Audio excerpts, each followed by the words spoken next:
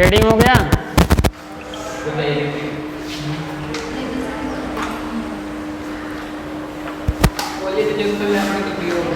उत्तल दर्पण का उपयोग सामान्यतः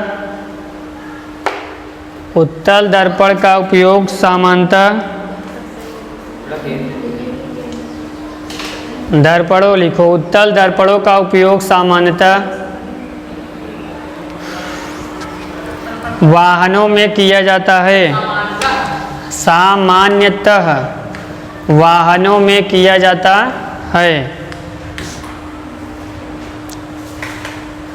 उत्तल दर्पण का उपयोग सामान्यतः वाहनों में किया जाता है। इनमें ड्राइवर अपने पीछे के वाहनों को देख सकते हैं। इनमें ड्राइवर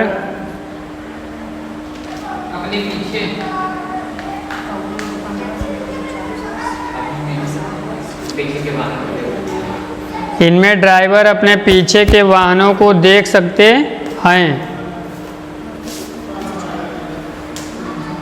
उत्तल दर्पणों को इसलिए प्राथमिकता दी जाती है क्योंकि ये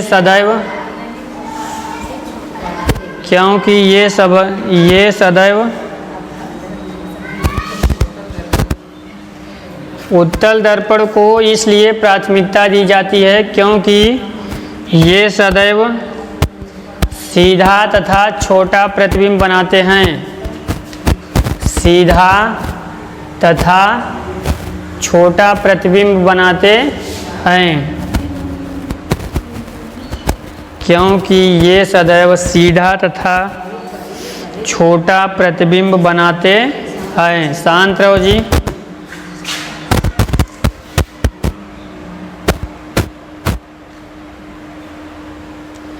सीधा तथा छोटा प्रतिबिंब बनाते हैं और ड्राइवर को अपने पीछे के बहुत बड़े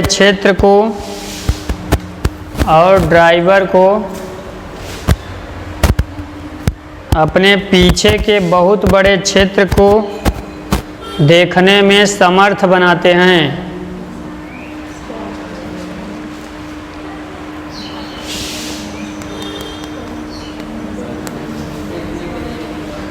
देखने में समर्थ बनाते हैं। हाँ, समर्थ बनाते हैं। क्या हुआ, छूट गया? क्योंकि ये सदैव सीधा तथा छोटा प्रतिबिंब बनाते हैं और ड्राइवर को अपने पीछे के बहुत बड़े क्षेत्र को देखने में समर्थ बनाते हैं। देखो इधर ध्यान से।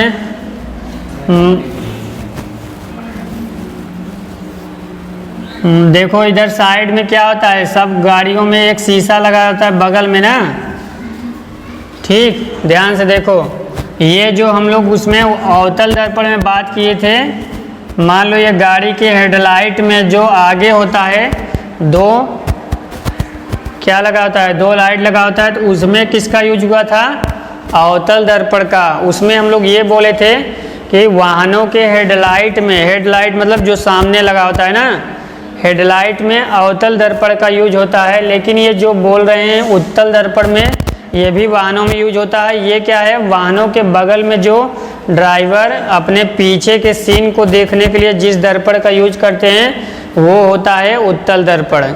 अब देखो यहाँ पे ये क्यों यूज किया जाता है, ये क्यों बताए थे ना। देखो अवतल दर्पण क्या करता है, प्रकाश को फैलाता है नहीं, एक स्थान पे इकट्ठा करता है। ठीक, जैसे मान लो बहुत जगह से आ रही प्रकाश, तो ये क्या करता है, इकट्ठा कर देता है इस तरह से। ठीक, तो अवतल दर्पण जो होता है प्रकाश को इकट्ठा करता है। जहाँ पे इकट्ठा करने वाली बात आएगी वहाँ अवतल दर्पण होगा। तो देखो जैसे गाड़ी के हेडलाइट में है तो प्रकाश अगर फैल जाएगा तो दूर तक नहीं जा पाएगा ना। मान लो जैसे गाड़ी जाती है, रोड पे जाती है, तो इसका मतलब ये होता है कि जैसे गाड़ी यहाँ पे है और इतना स्पीड से चलता है, मान लो 10 सेकंड में बहुत दूर पहुँच सकती है ना, तो कम से कम इसको 100 मीटर 200 मीटर दूर तक दिखना चाहिए। तो इसको जो प्रकाश इसमें से निकलता है फैलता नहीं है, वो सीधा जाता है, इसका मतलब फैलता नहीं है। तो इसलिए वाहनों के हेडलाइट में अवतल दर्पण का यूज होता है। और किसमें होता था? टार्च में ना। जो हम लोग टार्च जलाते हैं तो इसमें भी प्रकाश क्या होता है? सीधा जाता है। या सर्च लाइट में, या डॉक्टर जो आँख कान नाक गले की जांच करने के लिए यूज करते हैं उसमें भी अवतल दर्पण होता था। या सौर कुकर में जहाँ पे सौर ऊर्जा को एक स्थान पे केंद्रित करता था। ठीक, यहाँ पे क्या है, वाहनों के हेडलाइट में जो ड्राइवर वो वाहनों के बगल में जो मिरर होता है वो उत्तल होता है, क्योंकि उत्तल दर्पण क्या करता है, ये सीधा तथा छोटा प्रतिबिंब बनाता है। अब पीछे से मान लो जितने ज़्यादा क्षेत्र में हमको क्या करता है, इतने छोटे से दर्पण में पीछे की बहुत दूर तक जितना गाड़ी होता है, रुक जाओ दिख तो रहा है चलो ध्यान से देखो।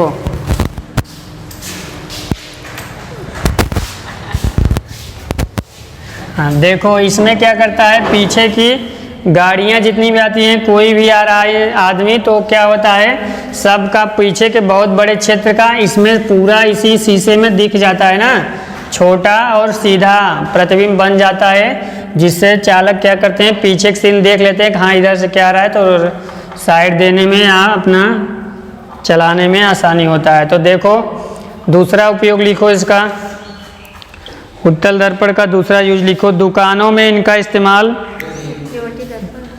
यस सर, दुकानों में इसका इस्तेमाल सिक्योरिटी दर्पण के रूप में होता है। दुकानों में इसका इस्तेमाल सिक्योरिटी दर्पण के रूप में होता है। सिक्योरिटी दर्पण के रूप में भी होता है। सिक्योरिटी दर्पण के रूप में होता है।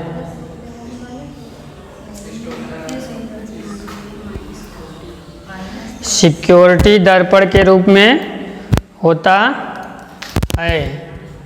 मक्खियों, गोलीय दर्पणों द्वारा परावर्तन के लिए चिन्ह परिपाटी, न्यू हेडिंग लिखो। गोलीय दर्पणों द्वारा परावर्तन, देखो जो परावर्तन होता है उसमें चिन्ह का नियम क्या होता है, किधर क्या होता है, प्लस माइनस, वास्तविक आभासी, सीधा उल्टा कैसे बनता है, सब इसी में समझ जाओगे। ठीक, लिख लियो गो हेडिंग। चलो फर्स्ट पॉइंट करके लिखो इसमें। पहले फिगर ही आप लोग बना लो तो समझ में आ जाएगा ज़्यादा। फिगर बना लेना, उसके नीचे लिखना। ठीक,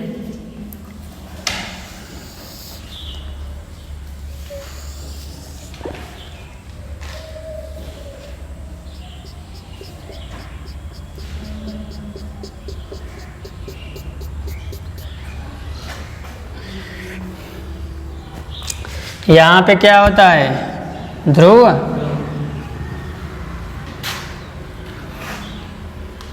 चलो मान लो हम यहाँ पे एक वस्तु रख रहे हैं। ठीक, इस वस्तु का नाम क्या है, ए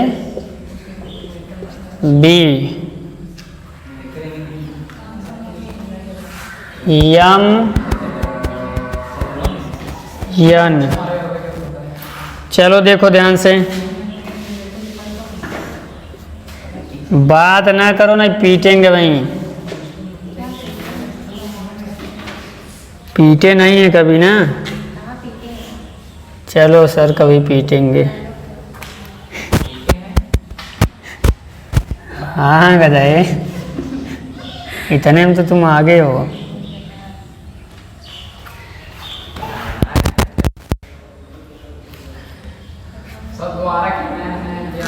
देखो इधर ध्यान से, ये ऊंचाई है ऊपर की ओर,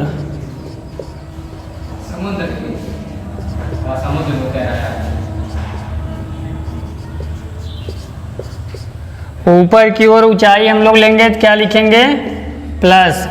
देखो दर्पण के मुख्य अक्ष से ऊपर की तरफ अगर ऊंचाई हम लेंगे तो क्या लिखेंगे, साइन प्लस। ठीक, और यही चीज नीचे की ओर लेंगे तो क्या होगा, माइनस। ये आप लोग याद कर लेना तो आपको न्यूमेरिकल लगाने में आसानी होगा ना। ऊंचाई नीचे की ओर, ये क्या रहेगा, माइनस। क्या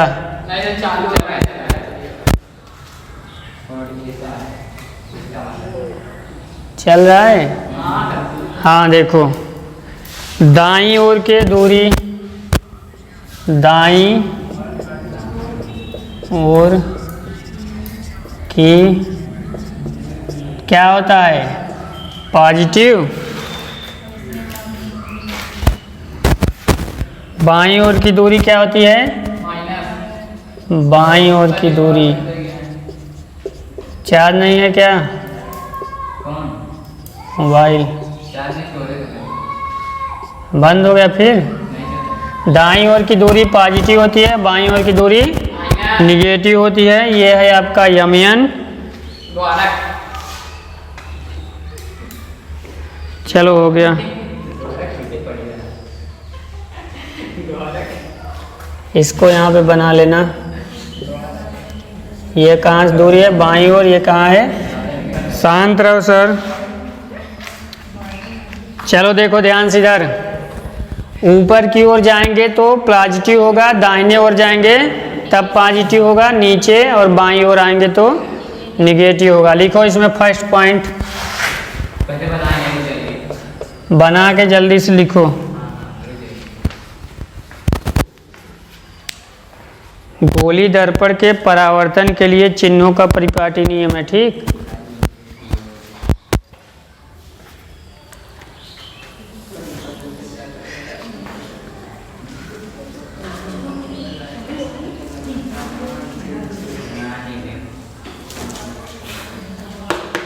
अगर शुरू और लिखो फर्स्ट पॉइंट, बिंब हमेशा दर्पण के, नहीं बना है क्या, बना लो, अच्छे रोक रहे हैं तब से। चलो फर्स्ट पॉइंट इसमें लिखो, बिंब हमेशा दर्पण के बाईं ओर रखा जाता है। बिंब हमेशा, बिंब यानी बिंब मिस अक्षर मार, बिंब, बिंब यानी वस्तु ना, जो बिंब का इमेज बनता है उसे कहते हैं प्रतिबिंब। लिखो बिंब हमेशा दर्पण के बाईं ओर रखा जाता है। 2 बार बोलने पे लिख लिया करो, तोड़ देंगे। इसका अर्थ है कि दर्पण पर, तोड़ देंगे और आगे, अरे उसे बोलेंगे तो। इसका अर्थ है कि दर्पण पर बिंब से प्रकाश, किस बोली तब तोड़ और देंगे, हम लिख दिए। बिंब हमेशा दर्पण के बाईं ओर रखा जाता है। इसका अर्थ है कि दर्पण पर बिंब से प्रकाश बाईं ओर से आपतित होती है। देखो कह रहा है वस्तु हमेशा कहाँ रखते हैं, इधर देखो, उत्तल दर्पण पढ़े थे हम लोग, अवतल पढ़े थे, दोनों में वस्तु कहाँ पे रखी गई थी, इस साइड में, किस साइड में, इस साइड में ना, बाईं ओर। तो क्या लिख रहे हो, यही पॉइंट है कि बिंब यानी वस्तु हमेशा दर्पण के बाईं ओर रखी जाती है। इसका मतलब ये होता है कि वस्तु के लिए जो प्रकाश आती है बाईं ओर से आपतित होती है। ठीक, पूरा हुआ, समझते जाओ, लिखते जाओ, इसका अर्थ है कि कुछ नहीं बोलेंगे। लिखो प्रकाश बाईं ओर से आपतित होता, हो गया ना। सेकंड पॉइंट लिखो, ये अर्थ है, बोलना मत, तोड़ेंगे भी छड़ी ला के। ठीक, 2 बार बोलेंगे, उससे ज्यादा नहीं। लिखो मुख्य अक्ष के समांतर, मुख्य अक्ष के समांतर, मुख्य अक्ष के समांतर सभी दूरियां दर्पण के ध्रुव से मापी जाती हैं। मुख्य अक्ष के समांतर सभी दूरियां दर्पण के ध्रुव से मापी जाती हैं।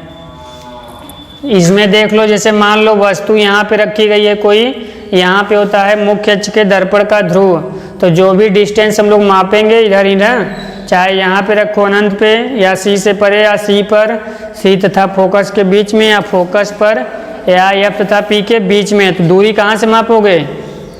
यहाँ पी से। ठीक, यहाँ पे होता है आपका ओरिजिन मूल बिंदु, यहीं होता है पी, तो इसके तरफ से मापेंगे। इधर से मापेंगे तो कहाँ से मापेंगे ना, इधर तो कुछ है ही नहीं कि इधर से नाप लें, तो यहीं से शुरू होता है। ठीक, तो मुख्य अक्ष के समांतर सभी दूरियां दर्पण के ध्रुव से मापी जाती हैं। थर्ड पॉइंट लिखो।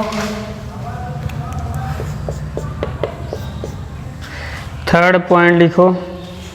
यहाँ 10 बार चिल्लाएंगे और बैठ के मनमानी करोगे तो फिर बोलोगे। लिखो, मूल बिंदु के दाईं ओर प्लस एक्स, मूल बिंदु के दाईं ओर प्लस एक्स, इसको ब्रैकेट में लिख देना, हम लिख दे रहे हैं, आप लोग लिख लो इधर। ठीक, दाईं ओर ऐसे लिख लेना, प्लस एक्स अक्ष के अनुदिश, प्लस एक्स अक्ष के अनुदिश ब्रैकेट बंद कर देना, अनुदिश प्लस एक्स अक्ष के अनुदिश ब्रैकेट में मूल बिंदु के दाईं ओर, तो दाईं ओर किधर होता है? प्लस एक्स अक्ष के अनुदिश, यानी एक्स अक्ष जिधर प्लस होता है उसके दिशा में। ठीक, मूल बिंदु के दाईं ओर प्लस एक्स अक्ष के अनुदिश मापी गई सभी दूरियां धनात्मक मानी जाती हैं। मापी गई सभी दूरियां धनात्मक मानी जाती हैं। धनात्मक मानी जाती हैं।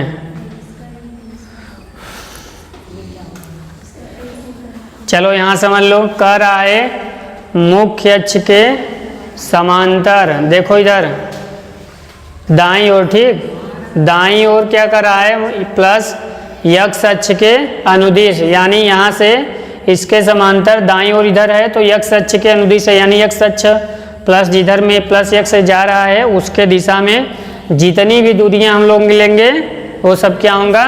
धनात्मक। इसमें भी लिखे भी हो शॉर्टकट में ना, दाईं ओर की दूरी क्या होती है? धनात्मक होती है। उसी में लिखो, उसी लाइन में, जबकि मूल बिंदु के इधर लिख लेना माइनस एक्स अक्ष के अनुदिश, मूल बिंदु के माइनस एक्स अक्ष के अनुदिश,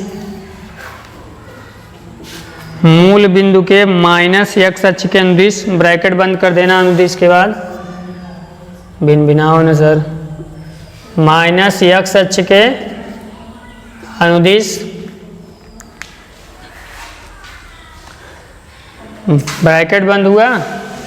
मापी जाने वाली दूरियां या मापी गई दूरियां ऋणात्मक होती हैं। मापी जाने वाली दूरियां या मापी गई दूरियां ऋणात्मक मानी जाती हैं। मापी गई दूरियां ऋणात्मक मानी जाती हैं। पूरा हो गया ना? एक बार पूरा समझ लो इसमें, ठीक है? ध्यान से देखो, ये आपका जैसे मान लो चतुर्थांश बना है तो यहाँ पे क्या होता है? मूल बिंदु ना 0,0 होता है। कह रहा है, देखो ध्यान से, मूल बिंदु के दाईं तरफ, यानी देखो ये जो होता है एक्स अक्ष होता है, इसे कहते हैं प्लस एक्स अक्ष। इधर वाला क्या होता है? डैश होता है। ये माइनस एक्स अक्ष होता है ना, ये वाला प्लस वाई अक्ष होता है, ये डैश है माइनस वाई अक्ष। तो कह रहा है मूल बिंदु के दाईं ओर एक्स अक्ष के अनुदिश मापी गई सभी दूरियां धनात्मक होती हैं, तथा जबकि मूल बिंदु के दाईं ओर यानी माइनस एक्स अक्ष के अनुदिश मापी गई सभी दूरियां ऋणात्मक होती हैं। नेक्स्ट लिखो चौथा पॉइंट, मुख्य अक्ष के लंबवत तथा ऊपर की ओर, मुख्य अक्ष के लंबवत तथा ऊपर की ओर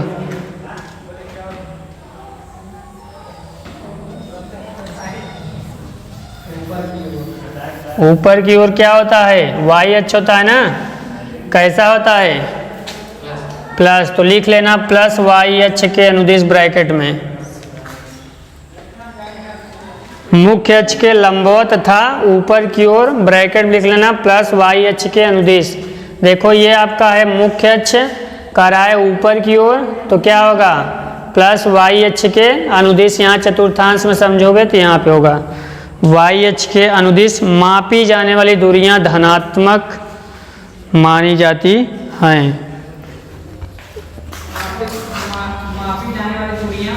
धनात्मक मानी जाती हैं। पांचवा पॉइंट लिख लो, एक बार फिर से बोल दे रहे हैं, मुख्य अक्ष के ऊपर की ओर प्लस वाई अक्ष के अनुदिश मापी जाने वाली सभी दूरियां धनात्मक मानी जाती हैं।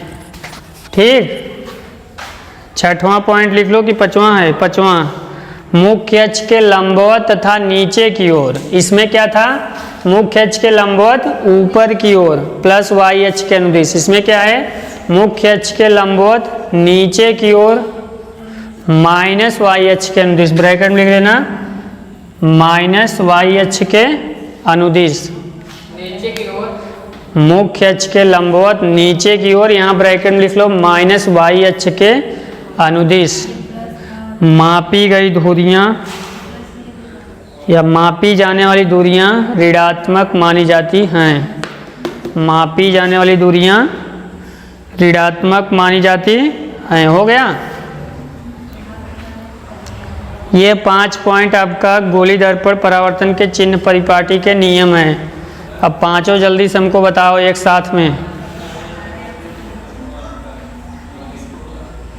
सही, जो हमारा पॉइंट छूट गया वो पहले बता दीजिए। जो छूट गया है अपना अगल बगल से कंपेयर करो। अरे सही, सब लोग छोड़ दिए हैं। कोई नहीं छोड़ा है, पूछ लीजिए। छूटा है नीलू, नहीं छूटा है, तुम बात करो, तुम्हें यही सजा रहेगी। चलो एक बार बता दे रहे हैं, फिर से लिख लो जल्दी से। ठीक, पहला देखो पॉइंट क्या था, बिंब हमेशा दर्पण के बाईं ओर रखी जाती हैं। ठीक, इसका अर्थ है कि दर्पण कहाँ पे रखा जाता है, ये तो बाईं ओर मतलब रखा जाता है, दर्पण तो वहीं है। इसका अर्थ है कि दर्पण पर बिंब प्रकाश बाईं ओर से आपतित होता है। ठीक, देखो हम लोग हमेशा वस्तु को, चाहे उत्तल दर्पण था चाहे अवतल, इधर ही रखते थे ना, तो इसका मतलब ये होता था कि प्रकाश इधर से आ रहा है यानी बाईं ओर से, तभी यहाँ पे टकराएगा, उसके बाद परावर्तन होगा। सेकंड पॉइंट ये था, मुख्य अक्ष के समांतर मापी जाने वाली दूरियां कहाँ से मापी जाती हैं, ध्रुव से। मुख्य अक्ष के समांतर सभी दूरियां दर्पण के ध्रुव से मापी जाती हैं। तीसरा ये था, मुख्य अक्ष के समांतर, मुख्य अक्ष के दाईं ओर या प्लस यक्ष अक्ष के अनुदिश मापी गई सभी दूरियां धनात्मक और माइनस यक्ष अक्ष के अनुदिश सभी दूरियां ऋणात्मक होती हैं। चौथा पॉइंट है, मुख्य अक्ष, इसमें देखो लंबवत ऊपर की ओर। ठीक, मुख्य अक्ष के लंबवत ऊपर की ओर यानी वाई अक्ष के अनुदिश, ऊपर क्या होता है प्लस वाई अक्ष के अनुदिश मापी जाने वाली दूरियां धनात्मक और नीचे की तरफ ऋणात्मक है। ये 5वां पॉइंट में। ठीक, लास्ट पॉइंट में ये है, यही था बस। 3 पॉइंट स्टार बना के नीचे लिख लो। पहला लिखो, बिंब की दूरी u हमेशा ऋणात्मक होती है। बिंब की दूरी u हमेशा ऋणात्मक होती है। स्टार बना के लिख लो, बिंब की दूरी u हमेशा ऋणात्मक होती है। बिंब की दूरी u हमेशा ऋणात्मक होती है। हो गया, बिंब की दूरी u हमेशा ऋणात्मक होती है। कारण अभी तो लिखे तो हो नहीं, तब से कारण ही पूछने लगे। देखो इधर ध्यान से, नेक्स्ट लिखो। इससे ये भी समझ लो, जो बिंब की दूरी होती है u क्या होता है, हमेशा u से प्रेजेंट करेंगे। ठीक, इसको u से डिनोट किया जाएगा, u यानी बिंब की दूरी। याद कर लो, अभी से पहली बार पढ़ रहे हो ना, कभी देखे नहीं हो। दूसरा लिखो, अवतल दर्पण की फोकस दूरी हमेशा ऋणात्मक होती है। अवतल दर्पण की फोकस दूरी हमेशा ऋणात्मक होती है। फोकस दूरी हमेशा ऋणात्मक होती है, मतलब कुछ भी कंडीशन हो जाए, अवतल दर्पण की दूरी हमेशा क्या होगा, ऋणात्मक। अवतल दर्पण की फोकस दूरी हमेशा ऋणात्मक होती है। थर्ड पॉइंट लिख लो एक और। हाँ, पृथ्वी इधर उधर हो जाए तब भी ऋणात्मक। उत्तल दर्पण की फोकस दूरी हमेशा धनात्मक होती है। उत्तल दर्पण की फोकस दूरी हमेशा धनात्मक होती है।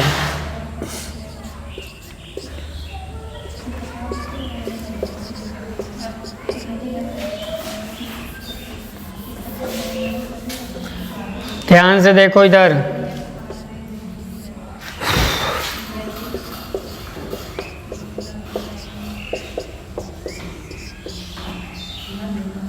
ये है दर्पण सूत्र। ठीक, दर्पण का सूत्र क्या होता है, 1/v + 1/u बराबर 1/f। अब इसको ऐसे भी लिख सकते हो कि 1/f बराबर, तब ये लिख सकते हो ना, ये नहीं कि कहीं पे ऐसा लिख के दिया कि 1/f इधर, तो हम तो पढ़े नहीं थे। मतलब ये तो बराबर पूरा इस तरफ से उस तरफ कर सकते हो। तो याद कर लो। देखो इसमें कन्फ्यूजन क्या होता है ज़्यादा लड़कों को, जो दर्पण का सूत्र होता है यहाँ बीच में पॉजिटिव होता है, और जो लेंस होता है सेम रहता है, यहाँ क्या होता है, माइनस। इतना ही डिफरेंस है दर्पण और लेंस के सूत्र में। तो ये किसका सूत्र है, दर्पण का। लिख लो, जहाँ पे v क्या है, प्रतिबिंब की दूरी, प्रतिबिंब की दूरी। u क्या है, बिंब की दूरी। बिंब मतलब समझते हो ना, वस्तु। बिंब, बातचीत ना करो सर। बिंब की दूरी। f क्या है, फोकस दूरी।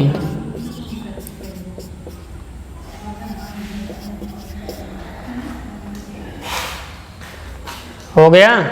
ध्यान से देखो इधर, दर्पण का सूत्र है 1/v + 1/u + 1/f। इनमें तीन चीज हैं, तीनों का कौन क्या रिप्रेजेंट करता है, हो गया याद ना। v क्या करता है, प्रतिबिंब की दूरी है। ठीक, आपको क्वेश्चन मिलेगा कि एक उत्तल दर्पण में एक वस्तु मतलब मुख्य अक्ष से इतना दूर है, यानी दर्पण से इतना दूर है, उसका इमेज दर्पण से इतना दूर बनता है, तो आपको वहाँ पे जो दिएगा कि इसकी मतलब एक वस्तु की दूरी दर्पण से इतना है, तो समझ जाओगे। अगर वस्तु बोलेगा तो वस्तु बराबर 15 सेंटीमीटर, तो ये हो गया। प्रतिबिंब की दूरी बोलेगा तो v बराबर लिख दोगे। ठीक, फोकस दूरी तो खुद वो बताया रहेगा कितना है कितना नहीं है। तीनों में से एक नहीं देगा, दो देगा, आपको कहेगा एक निकालो, तो बता लोगे। ठीक, चलो देखो, अभी पहले पूरा चैप्टर जब कंप्लीट हो जाएगा तो न्यूमेरिकल कराएंगे, बाकी और पूरा बाद में। लिखो इधर, हेडिंग लिख लो नेक्स्ट, आवर्धन। आवर्धन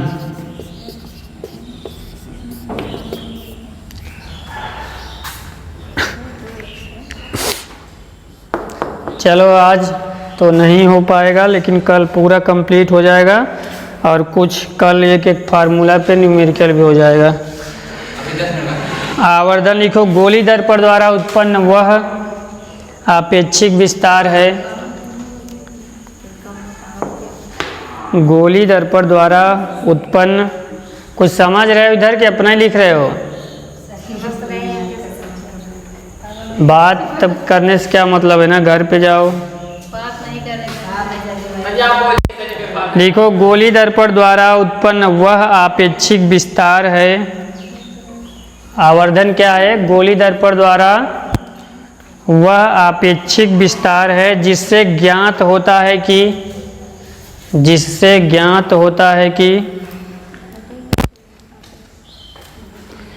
कोई प्रतिबिंब, जिससे ज्ञात होता है कि कोई प्रतिबिंब बिंब की अपेक्षा, कोई प्रतिबिंब बिंब की अपेक्षा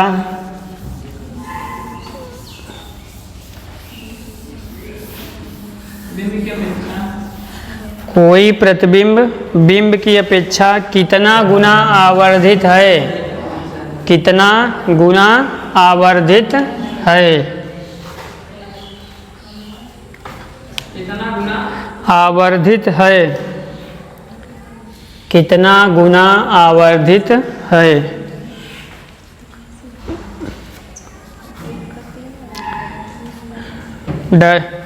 कामा करके लिखो इसे, प्रतिबिंब की ऊंचाई तथा बिंब की ऊंचाई के अनुपात में, इसे प्रतिबिंब की ऊंचाई तथा बिंब की ऊंचाई के अनुपात रूप में व्यक्त किया जाता है। इसे प्रतिबिंब की ऊंचाई तथा बिंब की ऊंचाई के अनुपात रूप में व्यक्त किया जाता है। अर्थात हो जाएगा यम बराबर प्रतिबिंब की ऊंचाई, प्रतिबिंब की ऊंचाई बटे बिंब की ऊंचाई।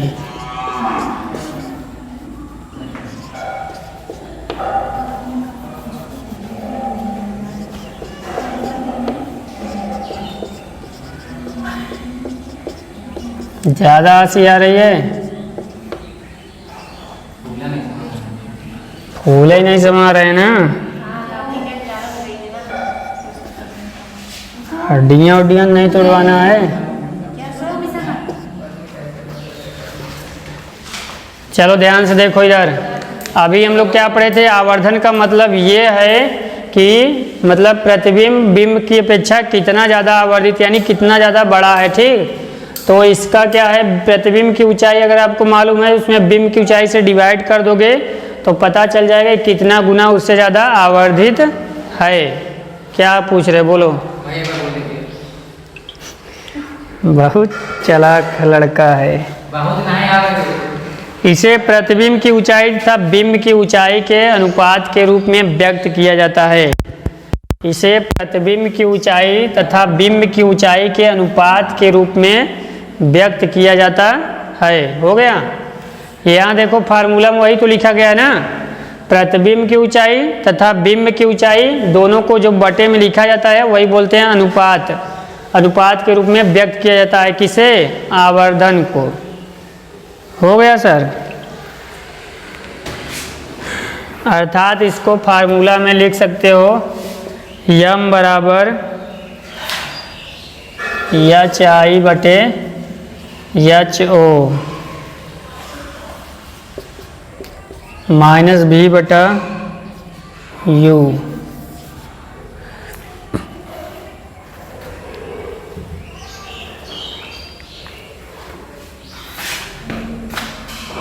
माइनस बी बटा यू, ये दोनों फार्मूला लगा सकते हो, तो ये हम बराबर दोनों हो सकता है, एच आई बटा एच ओ बराबर माइनस बी बटा यू। दोनों में से एक। एच आई एच ओ क्या है? आई मतलब इमेज, ओ मतलब ऑब्जेक्ट। ऑब्जेक्ट यानी होता है वस्तु, इमेज यानी होता है प्रतिबिंब। तो एच आई का मतलब हाइट ऑफ इमेज, वो मतलब हाइट ऑफ ऑब्जेक्ट, यानी प्रतिबिंब की ऊंचाई को यहाँ पे एच डैश एच भी लिख सकते हो या एच आई एच ओ। उसके बाद देखो यहाँ पे जो प्रतिबिंब की ऊंचाई है, ये देखो क्या है, प्रतिबिंब की ऊंचाई हम लोग देखे थे। अब आप लोग बता सकते हो ये माइनस भी क्यों लिया गया है? कोई बता सकता है? बहुत दर्पण में, अवतल दर्पण और उत्तल दर्पण में प्रतिबिंब कहाँ बनता था, ऊपर या नीचे? नीचे बनता था। देखो ये दर्पण था, हम लोग जब भी दिखाते थे तो वस्तु को ऐसे रखते थे ना, वस्तु को ऐसे रखते थे। तो वस्तु जब इधर रखते थे, अभी हम चिन्ह परिपाटी के रूल पढ़े हैं। क्या रूल पढ़े हैं? कि अवतल दर्पण के लंबवत, मुख्य अक्ष के लंबवत ऊपर की ओर मापी गई दूरियां क्या होती हैं? धनात्मक।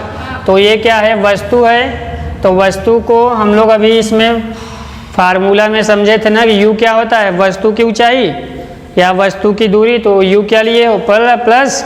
अब देखो दर्पण में प्रतिबिंब नीचे बनता था, तो प्रतिबिंब को क्या लिखेंगे? माइनस, क्योंकि क्या होता है? मुख्य अक्ष के लंबवत नीचे की ओर मापी गई दूरियां या ऊंचाई क्या होती है? ऋणात्मक। इसलिए ये फार्मूला अच्छे से याद कर लेना कि आवर्धन नियम बराबर माइनस भी बाई यू होता है। अब ये तो हो गया फार्मूला। अगर आपको पहले से इमेज दिया हो -10, तो ये माइनस पहले से क्या हो जाएगा? +10। ठीक। अगर जैसे कभी सवाल ऐसे पूछ सकता है कि प्रतिबिंब की ऊंचाई इतना दिया है, बिंब की ऊंचाई इतना दिया है, तो आवर्धन बताओ, बता लोगे। ठीक। या कभी ऐसे पूछ लेगा कि दर्पण से प्रतिबिंब की दूरी इतना मीटर और दर्पण से वस्तु की दूरी इतना मीटर, तब ये वाला फार्मूला नहीं, ये वाला। ठीक, एक ही बात है ना। ये प्रतिबिंब की ऊंचाई है, ये दूरी होता है। दूरी मतलब ये ऊंचाई, यानी कितना ऊंचा है या कितना दूरी है, एक ही बात होती है। दोनों लिख लो। कंप्लीट इतना, आज के लिए इतना ही। अभी इसमें और कुछ लिखवाना है? बंद हो गए हैं क्या?